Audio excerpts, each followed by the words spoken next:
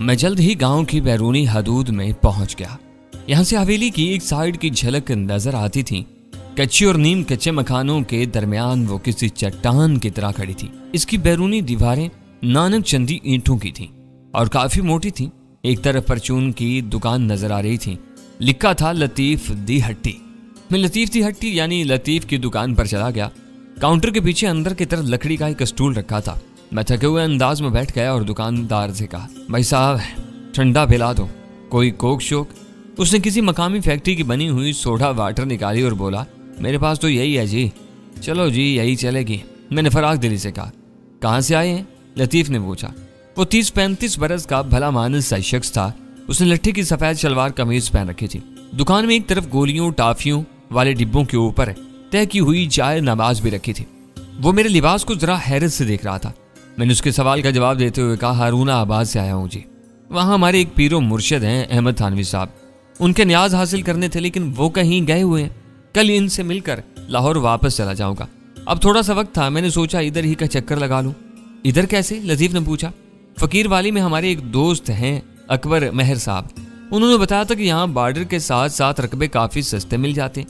Farm वगैरह बनाने के लिए अच्छी जगह है। मैंने सोचा चलो थोड़ा सा सर्वे कराऊं। टैक्सी पर आया, वो उधर खेतों के पास खड़ी हो गई है, बल्कि खराब हो गई है। ड्राइवर ठीक कर रहा है। लतीफ के चेहरे पर अजीब सी चमक नमूदार हो चुकी थी। उसने दुकान के पिछले हिस्से से एक गद्दी वाली कुर्सी निकाली और तबाक से बोला, आप स्टूल पर नहीं जी, इधर कुर्सी पर बैठे। आप तो हमारे अपने हैं, बड़ी खुशी हुई आपसे मिलकर। उसने एक बार फिर मुझसे मुसाफा किया। मैं समझा नहीं। मैंने कहा, आप हमारे पीर भाई हैं, हम बड़े पुराने अकीदतमंद हैं हजरत साहब के। वो पुरजोश अंदाज बोला। इसके साथ ही उसने अपने 8-10 साला बेटे को पुकारा। वो भागता हुआ आया। लतीफ बोला, अपने चचा को सलाम कर। लड़के ने फौरन माथे पर हाथ ले जाकर सलाम किया। वो मुझसे मुखातब होकर बोला, लो जी अब बताओ क्या खाओ पियोगे, क्या सेवा करें आपकी? मैं मना करता रहा, लेकिन उसने दूध पत्ती मंगवा ली और दुकान के अंदर ही से बहुत से बिस्किट निकाल कर मेरे सामने रख दिए। वो बिछा जा रहा था। कहने लगा, लगता है आप पहली बार इधर आए हैं। आया तो पहली बार हूं, लेकिन आपको कैसे पता चला? आपके कपड़ों से, उसने कहा। इसी दौरान में एक जवान साल लड़का तंबाकू लेने लतीफ की दुकान पर आया। उसने भी बड़े ताज्जुब से मेरे कपड़ों को देखा, जैसे मैंने पतलून कमीज नहीं पहनी, घाघरा चोरी या कोई और सनारा लिबास पहन रखा है। लड़के के जाने के बाद मैंने लतीफ से पूछा, क्या यहाँ पैंट कमीज पहनना मना है? ऐसा ही समझ ले जी, चौधरी अनवर को चंगा नहीं लगता। वो कहता है अपना पिंड वाला लिबास पहनो, पिंडू खाओ, पिंडू पियो, पिंडू तरीके से रहो। ये सोडा वाटर भी मैंने डरते डरते रखा हुआ है। वो तो इन चीजों से भी मना करता है। बहुत गुस्से वाला है जी, उसकी मर्जी के खिलाफ इलाके में कोई नहीं चल सकता। एक गली में हवेली की एक दीवार की झलक नजर आ रही थी। मैंने कहा, ये हवेली किसकी है लतीफ साहब? वो बोला, चौधरी अनवर की। ये दरअसल 3 भाई हैं। चौधरी अनवर बड़ा है, इससे छोटा चौधरी असगर है और फिर निक्का चौधरी अमजद। तीनों बड़े डाढ़े हैं जी, लेकिन चौधरी अनवर कुछ ज्यादा ही कौड़ा है। जो उसने कह दिया बस कह दिया। बाकी दोनों भाई भी उसकी पूरी हमायत करते हैं और फिर सारे इलाके को इस पर अमल करना पड़ता है जी। चौधरी अनवर है, वैसे कैसा बंदा है? मैंने पूछा। बहुत चंगा जी और बहुत बुरा, लतीफ धीमी आवाज में बोला। जो क्या बात हुई, चंगा भी और बुरा भी? लतीफ ने कहा, जो लोग उसके कहने के मुताबिक चलते हैं उनके लिए बहुत चंगा है, दूसरों के लिए बहुत बुरा, बल्कि बहुत ही बुरा। खड़े खड़े बंदे की जान निकाल लेता है। इसी दौरान में 16-17 साल का एक लड़का साइकिल पर खाद की 2 बोरियां रखे दुकान के सामने से गुजरा। उसने पैंट कमीज पहन रखी थी। कपड़ों की तरह लड़के का अपना हुलिया भी खस्ता था। मैं लतीफ से कहा, आप तो कहते हैं कि यहाँ शहरी लिबास कोई नहीं पहनता। लतीफ मेरा इशारा समझ कर बोला, ये नौकर है हवेली का, इसकी बात और है। क्या मतलब? जो चीज आम लोगों के लिए मना है वो अपने नौकरों के लिए जायज है।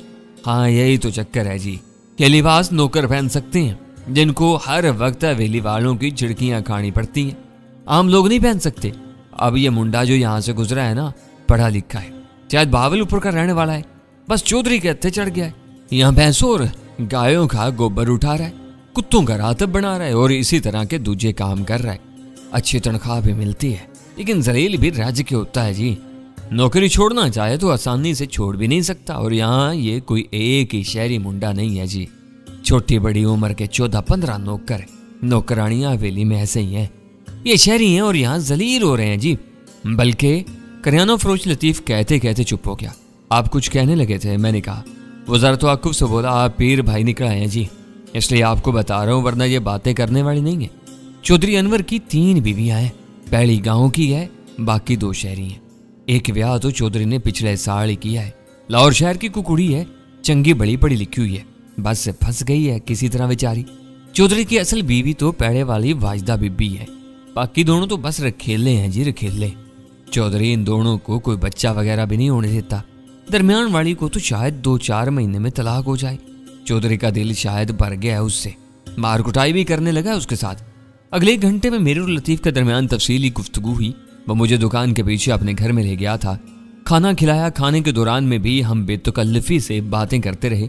हम एक दूसरे को अपनाइयत से आप की बजाय तुम कह रहे थे। मुझे उस सरहदी गांव और गांव की हवेली के बारे में जो कुछ मालूम हुआ वो इस तरह था। हवेली को पीली हवेली कहा जाता था, हालांकि इसका रंग पीला नहीं था। गलबन किसी जमाने में इसको पीला रंग किया गया था, जिसकी वजह से नाम पीली हवेली पड़ गया था। चौधरी अनवर और उसके दोनों भाइयों की दहशत पूरे इलाके में थी। वो हर तरह के नाजायज और गैर कानूनी कामों में मुलव्विस थे, लेकिन कोई उनकी तरफ आंख उठाकर नहीं देख सकता था। बुरे कामों के लिए तीनों भाइयों का इत्तिफाक मिसाली था। गैर कानूनी शराब से लेकर तवाइफ बाजी और स्मगलिंग तक हर काम वो करते थे। इन्होंने अच्छी नस्ल की बड़ी तेज रफ्तार घोड़ियां पार रखी थीं। इन घोड़ियों पर सवार चौधरियों के हर कार्य पूरे इलाके पर नजर रखते थे। लतीफ के बकौल कभी कभार सिख हजरात भी चौधरियों से मिलने के लिए गांव में आते थे। मेरे और लतीफ के दरमियान पीर भाई होने की वजह से एतमाद और यकीन की जबरदस्त फिजा पैदा हो गई थी। वह अहमद थानवी साहब का नाम ले लेकर जीता था और मैंने भी अहमद थानवी साहब से अपनी जबरदस्त मोहब्बत और अकीदत जाहिर कर दी थी। मैं लतीफ से खुलकर बात करने का फैसला कर लिया। मैंने जब उसे बताया कि मेरा ताल्लुक स्पेशल पुलिस से है और मैं एक बंदे की तलाश में यहाँ आया हूँ, तो वो परेशान नजर आने लगा। मैंने उसके शाने पर हाथ रखते हुए कहा, लतीफ भाई, फिक्रमंद होने की जरा सी भी जरूरत नहीं। हमारे दरमियान रूहानी भाईचारे का रिश्ता है और ये बिल्कुल ऐसे ही रहेगा। अल्लाह ने चाहा तो मेरी तरफ से तुम्हें कांटा चुभने की तकलीफ भी नहीं होगी। हजरत साहब तुम्हें मेरी तरफ से हर तरह की जमानत दे सकते हैं। मेरी इन बातों ने लतीफ की परेशानी काफी हद तक कम कर दी। वो मुझसे उस शख्स के बारे में सवालों जवाब करने लगा जिसे मैं ढूंढना चाहता था। मैंने उसे यूसुफ फारूकी का हुलिया बताया और ये भी बताया कि वो कब से ओझल है। लतीफ ने लंबी सांस लेते हुए कहा, ताबिश भाई, अगर तुम्हें टो लगी है कि तुम्हारा बंदा इन लोगों के पास है तो ये टो ठीक हो सकती है। ये लोग इस तरह के सारे काम करते हैं। स्मगलिंग का माल तो बॉर्डर के आर पार जाता ही रहता है, कभी कभार ये बंदों को भी भेज देते हैं। अभी 2-2.5 महीने पहले इस तरह का एक वाकया हुआ है। एक सिख लड़की इंडिया से भागकर ननकाना साहब आ गई थी। वो यहाँ अपनी पसंद के सिख लड़के से शादी करना चाहती थी, मगर उसका भाई उसके पीछे है और फिर उसे पकड़कर यहाँ हमारे पिंड ले आया। सुना है कि यहीं से वो लड़की वापस इंडिया पहुंचा दी गई थी।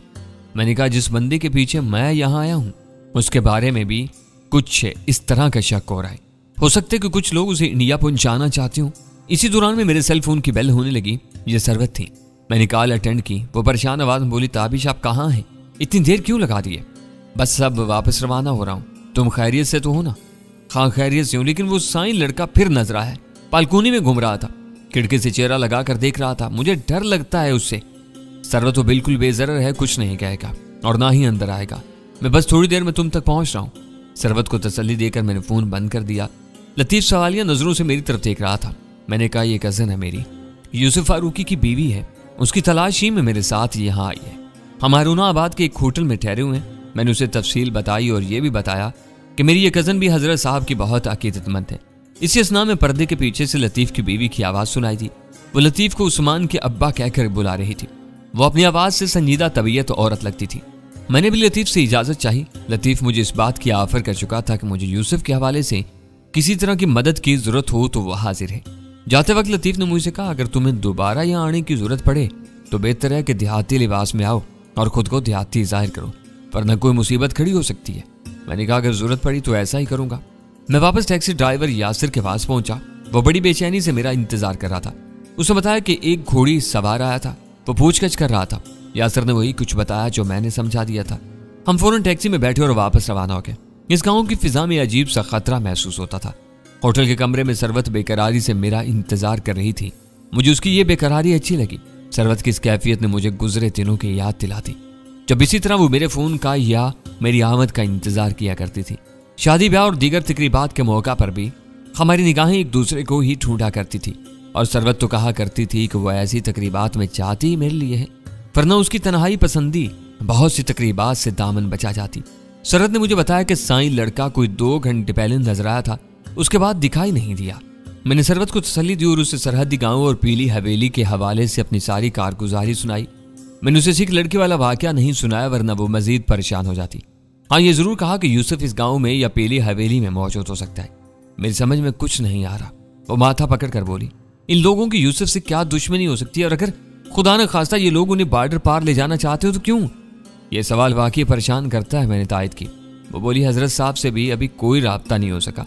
3 बार फोन कर चुकी हूँ, हर बार यही बताया गया कि हजरत साहब अभी वापस नहीं आए। मेरा ख्याल है कि अब तो वो लोग मेरा फोन भी नहीं सुनेंगे। ये भी एक ताज्जुब खेज सवाल था कि हजरत साहब कहाँ हैं। जहन में फिर साईं की रात वाली बातें गूंजने लगी। उसने हजरत साहब के हवाले से कुछ खदशात का इजहार किया था। क्या वो जानता था कि हजरत साहब किसी मुश्किल में है, या फिर ये कोई रूहानी कैफियत थी, इल्हाम किस्म की शय थी? मैंने कहा, सरवत मुझे एक देहाती लिबास चाहिए और 2-3 दिन की मोहलत चाहिए। मुझे पूरी उम्मीद है कि मैं यूसुफ वाला मसला हल करने में कामयाब हो जाऊंगा। कम से कम कोई ठोस सुराग जरूर ढूंढ लूंगा। देहाती लिबास, वो किस लिए? इसकी भी जरूरत है, तुम्हें बाद में बताऊंगा। मैंने जरा तवक्कुफ से कहा, सरवत मेरा एक मशवरा है, अगर तुम मानो तो। कहें? वो लंबी पलकें झुका कर बोली, तुम लाहौर वापस चले जाओ, मैं तुम्हें बस में बिठा देता हूँ। कोई मसला नहीं होगा तुम्हारे लिए। मुझे सिर्फ 3 दिन की मोहलत दे दो। मैं तुम्हें यकीन दिलाता हूँ कि कोई ना कोई बेहतरी की सूरत निकलेगी। उससे पलकें उठाकर मुझे देखा। कुछ देर खामोश रहने के बाद दोबारा पलकें चुका ली और बोली, प्लीज ताबिश, मुझे उसके लिए मजबूर ना करें। मैंने खुद से अहद किया हुआ है, यूसुफ के बगैर वापस नहीं जाऊंगी। अगर वो यहाँ मौजूद ही ना हुआ तो फिर हम वहां जाएंगे जहां उनके होने की उम्मीद होगी। तुम जानबूझकर खुद को खतरों में डालना चाह रही हो। आपके होते हुए मैं कोई खतरा महसूस नहीं करती। और परसों आप खुद ही तो कह रहे थे कि हमारा ईमान होना चाहिए। जो रात कब्र में आनी है वो बाहर नहीं आ सकती। अगर मैं तुम्हारी बात हजरत साहब से करा दूं और वो भी तुम्हें ये मशवरा दें कि तुम वापस चली जाओ तो फिर? वो अजीब लहजे में बोली, मैं इनसे भी इल्तिजा करूंगी कि वो एक बीवी के तौर पर मुझे अपना फर्ज पूरा करने दें। मैंने कोशिश की, लेकिन वो टस से मस नहीं हुई। मैंने अंदाजा लगाया कि वो अभी इसलिए भी हारूना आबाद में रहना चाहती है कि उसे एक आध दिन में हजरत साहब से मुलाकात की तवक्का है। मैं होटल में अलहदा कमरा लेना चाह रहा था, मगर वो इस पर भी राजी नहीं थी। अजीब सूरत हाल थी। चंद रोज पहले तक वो मेरे साथ किसी अलहदा कमरे में रहने का तसव्वुर तक भी नहीं कर सकती थी, मगर अब उसकी मजबूरी थी। उसके पास उसके सिवा कोई चारा नहीं था। होटल वालों के नजदीक भी हम मियाँ बीवी ही थे। खाने के बाद भी हम में तादेर गुफ्तगू जारी रही। अहमद थानवी साहब के बारे में अभी तक कोई खैर खबर नहीं थी। सरवत अब खुद वहां फोन करना नहीं चाहती थी। इसकी जगह मैंने फोन किया। मुलाजिम खास फरीद अहमद ने बताया कि हजरत साहब जरूरी काम से लाहौर गए हुए हैं, अब 1-2 रोज तक नहीं आएंगे। ये सूरत इस सूरत हाल से मुख्तलिफ थी जो फोन पर सरवत को बताई जाती रही थी। मतलब था कि वहां कुछ गड़बड़ जरूर है। अभी थोड़ी देर पहले जब मैं टैक्सी पर वापस आया था तो मैंने हजरत साहब की कयामगाह के सामने काफी गाड़ियां खड़ी देखी थी, लेकिन इन्हीं वही लोग थे जो उनसे मुलाकात के लिए आए थे और अब मायूसी का शिकार थे। सरवत का इसरार था कि अब मैं उसे अकेला होटल में छोड़कर कहीं नहीं जाऊं। वो समझ चुकी थी कि अब मैं दोबारा लतीफ के गांव जाना चाहता हूं और 1-2 रोज वहां रहने का इरादा रखता हूं। वो जोर देने लगी कि मैं उसे भी साथ लेकर जाऊं। हमारी तवील बहस का हतमी नतीजा ये निकला कि सरवत भी मेरे साथ गांव जाएगी। हम दोनों एक फैमिली की तरह होंगे, इसलिए हम पर किसी तरह का शक किए जाने का इम्कान कम से कम होगा। सरवत से 1 घंटे की रुखसत लेकर मैं बाजार गया और वहां से 2 जोड़े कपड़ों के खरीद लाया। एक मर्दाना, दूसरा जनाना। जनाना जोड़े के साथ देहाती तर्ज की एक चादर भी थी। मुझे करीबन 2 घंटे लग गए। एक खुशगवार शाम धीरे धीरे अपने पर फैला रही थी। सरवत एक बार फिर बेचैनी से मेरी मुंतजिर थी। मैंने सिला सिलाया जोड़ा सरवत की तरफ बढ़ाते हुए कहा, पहनकर देख लो, मुझे लगता है पूरा आएगा। मेरा यकीनी अंदाज देखकर उसके चेहरे पर हया का रंग सा लहरा गया। बहरहाल वो बाथरूम में चली गई। मेरा अंदाजा दुरुस्त था। शलवार की लंबाई में मामूली सा फर्क निकला, बाकी सब ठीक था। मैं अपने रंगदार शलवार कमीज दुकान पर ही ट्राई कर चुका था। इसी दौरान में लाहौर से इमरान का फोन आ गया। मैंने बाहर लॉबी में जाकर उससे बात की और सारी सूरत हाल से आगाह किया।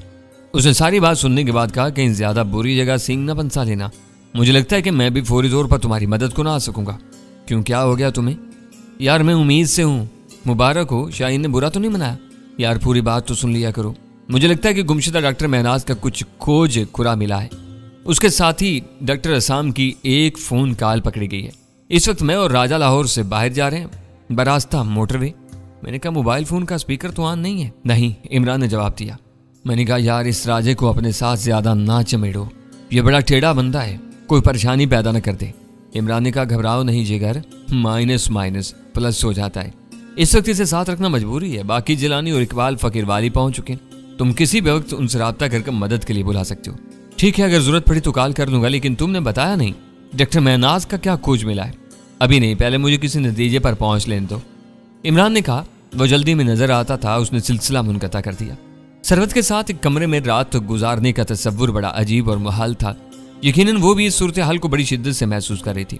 एक औरत होने के नाते उसके लिए ये सब कुछ कहीं ज्यादा मुश्किल था। मैं रात 11-12 बजे तक बाहर लॉबी में बैठा रहा और टीवी देखता रहा, फिर अंदर चला गया। वो आज भी बेड पर लेटने को तैयार नहीं थी। मैं बेड पर चला गया। वो चादर ओढ़कर सोफे पर दराज हो गई। हम एक दूसरे की गुर्बत और दूरी को बड़ी शिद्दत से महसूस करते रहे। न जाने रात के किस पहर मुझे नींद आ गई। अगले रोज दोपहर के वक्त मैं एक बार फिर गांव में लतीफ करियाना फरोश की दुकान के सामने खड़ा था। इस मर्तबा मेरे साथ चादर में लिपटी लिपटाई सरवत भी थी। हम दोनों देहाती हुलिये में थे। लतीफ के मेहमान की हैसियत से मैंने कुछ फल भी एक शापर में डाले हुए थे। लतीफ मुझे देखकर हैरान हुआ।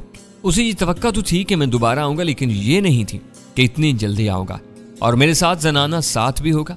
उसने खुशी और फिक्रमंदी के मिले जुले तासरात के साथ हमें खुश आमदीद कहा। वह सरवत को तो घर के अंदर ले गया। हम दोनों बाहर दुकान पर ही बैठ गए। लतीफ ने मेरे हुलिये पर इत्मीनान का इजहार किया और बोला, मैं मिलने जुलने वालों से यही कहूंगा कि तुम पीर भाई हो और मुझसे मिलने किसी दूसरे पिंड से आए हो। किस पिंड का नाम लूं? मियाँ वाली कह देना। ये मियाँ वाली शहर नहीं, पसरूर की तरफ एक गांव का नाम है। ठीक है, और साथ में कौन है? तुम्हें बताया कि कजन है, लेकिन मजबूरी है, बीवी कह देना।